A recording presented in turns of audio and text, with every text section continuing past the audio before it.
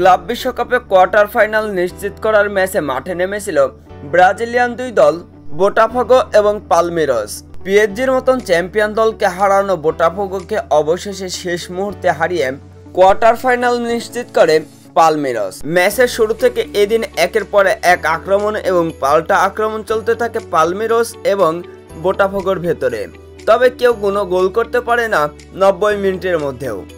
90 মিনিটের খেলা শেষে গোলশূন্য ড্র থাকে দুই দলই, যার ফলে অতিরিক্ত সময় দেয় এবং অতিরিক্ত সময়টা অবশ্য কাজে লাগিয়েছে পালমেইরাস। অতিরিক্ত সময়ের 10 মিনিটের মাথায় দুর্দান্ত এক গোল করে বসেন পালমেইরাসের ফুটবলার।